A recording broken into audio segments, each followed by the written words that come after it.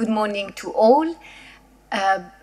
Before going into that, I just would like to give you a story which summarizes a bit, what everybody has said, but which resonated a lot to me when it was said to me by a Pakistani person. He was saying, if the Indus rivers, because we're speaking about the basin, had a voice, what would it say to us today? He would say, look, I gave you birth. Look, I gave you your cultural sites. I gave you the food. I gave you the cities that you built. I gave you your beautiful poetry and music. And so, what have you done to me? Today, I cannot absorb the water that I receive any longer. I am polluted and I cannot give the water to the Pakistanis. I cannot produce the food the way I used to do. I am going to produce the food in the next, who knows, 50 years? That story, and when we hear about, resonates to every Pakistani. So the beauty of this initiative is the power to bring everybody together on one path with one goal. And when we hear about all the efforts and investment that the Punjab province is putting in place, it's an engine and a call as well for these global, national push, national movement towards rehabilitating and restoring this Indus basin. So what does it mean? So each province have, started looking at their investment and looking how it's a guide, with the 25 interventions that have been identified. They can be more, they can be less, but it's a guide for all the provinces of Pakistan, from the north to the south, to be together to restore.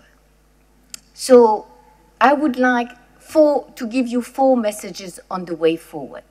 The first one is a shift, a shift of a paradigm in terms of where should we focus.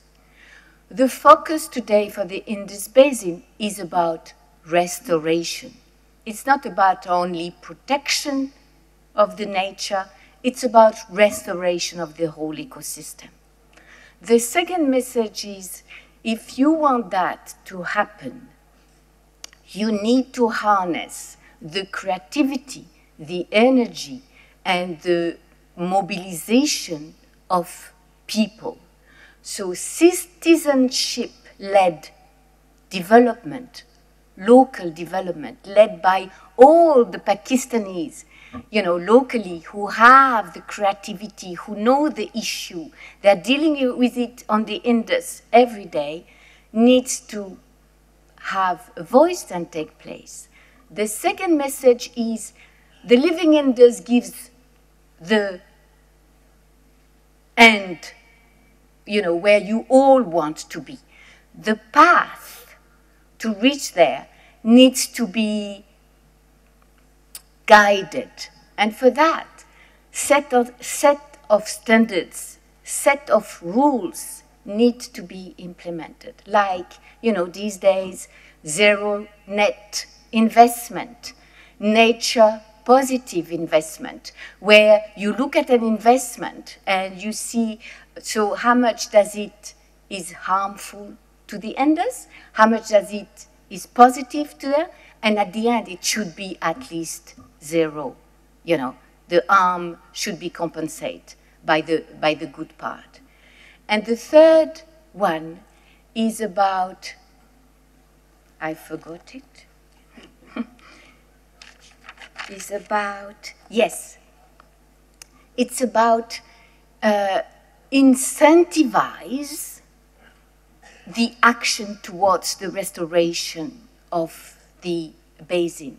Incentivize is, making consumers asking for it through, today, digital technologies can really push markets and influence markets.